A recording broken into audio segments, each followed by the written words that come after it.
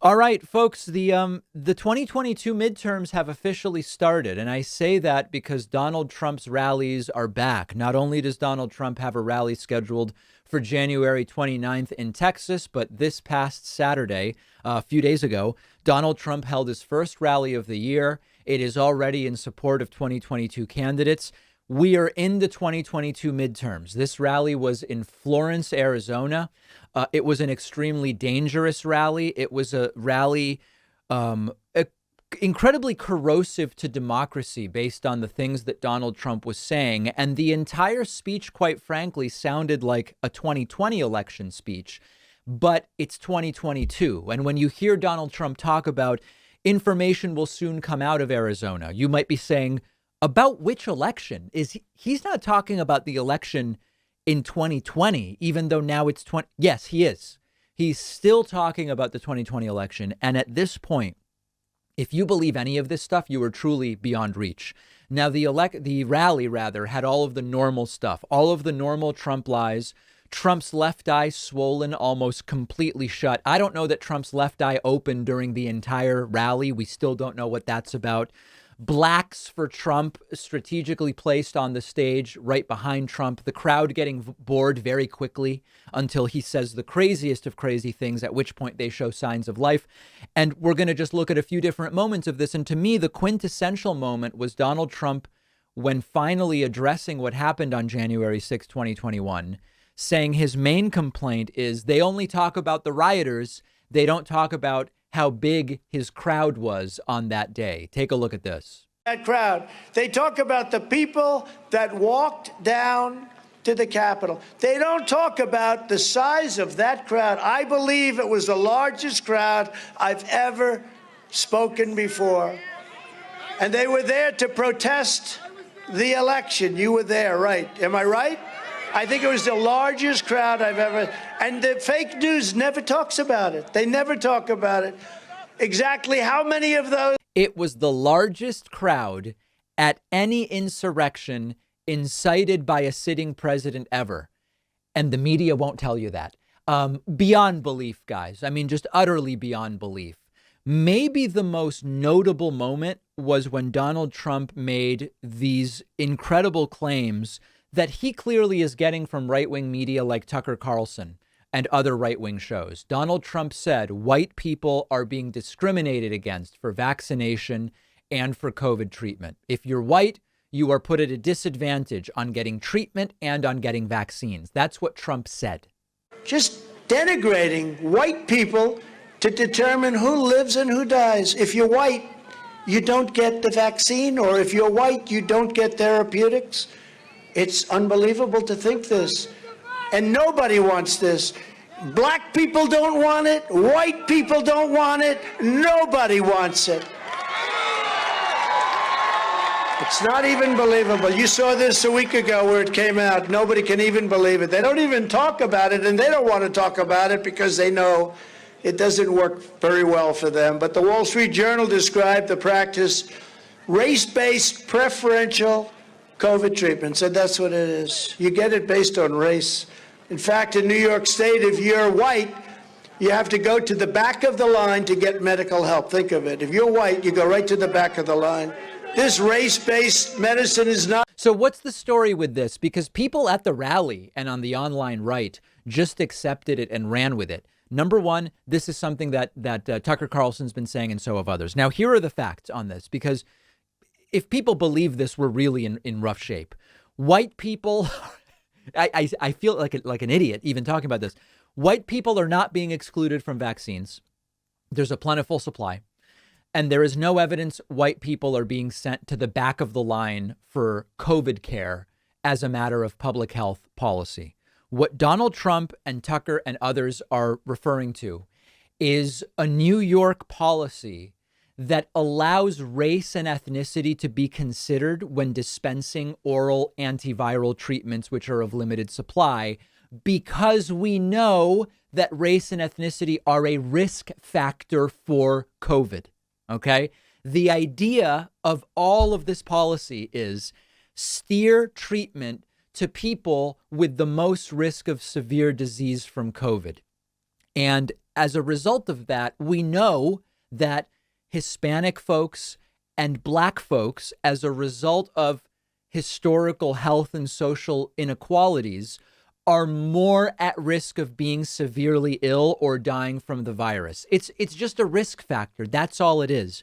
And Tucker, I would say Trump is doing it. Trump doesn't know what he's doing. He's just repeating what he heard. People like Tucker and others are pretending there's not like a sort of multidimensional risk factor calculus that's done and saying white people are being denied treatment and vaccines, which of course is not true. It's dangerous, sort of fascist authoritarian type pablum.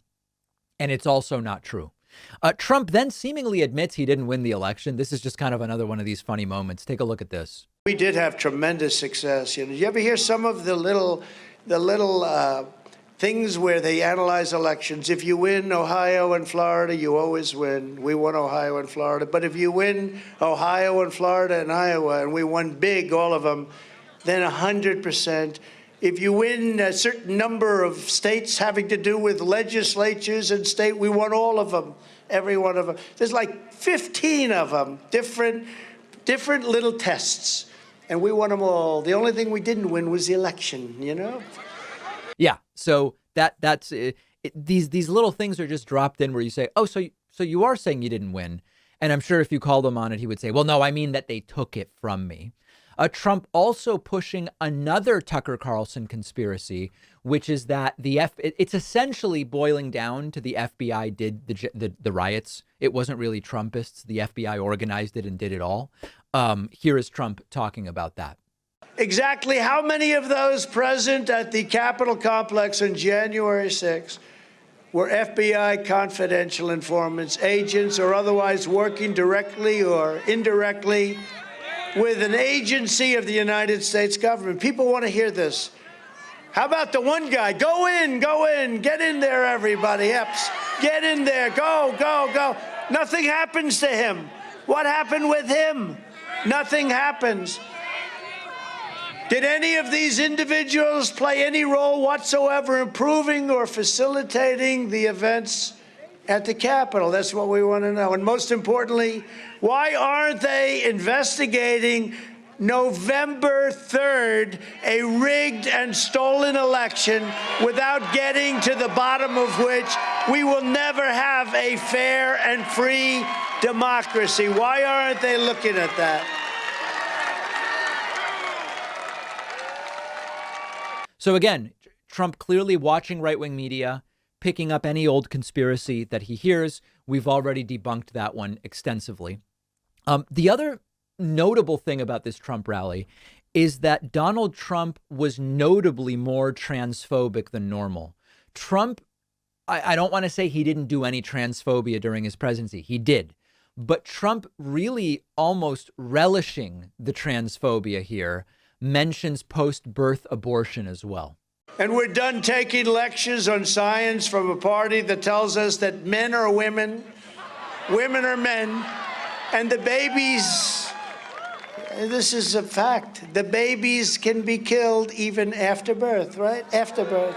So, of course, the post-birth abortion thing has also been debunked. At one point, Trump getting that look, you know how sometimes Trump looks visibly dazed, like that time when Trump said he wanted to talk about the oranges of the, remember this? Take a look at the oranges of the investigation. Yeah, when Trump said that, he had this visibly confused look on his face. He had that same look when he, instead of talking about supply chain issues, he talked about supply change and looked very confused. We never even heard the term supply change. Yeah, I guess it's sort of a mixture of climate change and supply chain issues. Supply change, maybe that's what he meant. Okay, then Trump said, America is not great. Now, this is a notable moment because in criticizing Democrats and saying how bad things are under Democrats, they're not supposed to straight up say that we're not a good country. And Trump, you always say America is the best. America's the best always. But Trump actually now saying America is not great right now. Because frankly, whether you like it or not, and some people won't like, America is not great now. Ooh. We're a laughing stock all over the world. Whoa. And I really think the borders are a horror show, but I really think that. So that's a notable change in rhetoric, but overall, a really scary, authoritarian, fascist delusion of a rally. It's very clear that these are going to continue. There's one scheduled for 2 weeks to the day after this one on January 29th. The lies are going to continue. And one of the things that can't be ignored is that at this point, with Trump as the former guy rather than the current guy, the people that are going to these rallies are even more delusional than what we experienced when Trump was president. And I want to talk about that a little bit next. As many of you know, when I've talked about my approach to finances and investing, I focus on the correct asset allocation over the long term. I don't try to time the market. I'm not picking specific stocks. I prioritize choosing the right asset allocation for my situation and properly diversify into that asset allocation. And lately, I've been diversifying into fine artwork. Why? It's an asset class with a low correlation to the stock market, and it's a rapidly growing asset class. Art has outpaced the S&P by 174% from 1995 to 2020. But it's really hard to buy fine art. Most people can't afford to buy an actual piece. Neither can I. It can get really complicated between insuring and storing the piece of artwork. Even if you do decide to go that way, you've got to be in the 1%. The alternative is you invest in art through a platform like Masterworks, which is one of our sponsors today. Masterworks acquires blue chip art, files it with the SEC, and then as an investor, you're able to invest in just a share of that piece of art. So you don't need to buy an entire piece. You can trade the shares on a secondary market without the piece of art actually having to be sold, shipped, transferred, etc. Click the link below to skip the exclusive waiting list and begin investing today.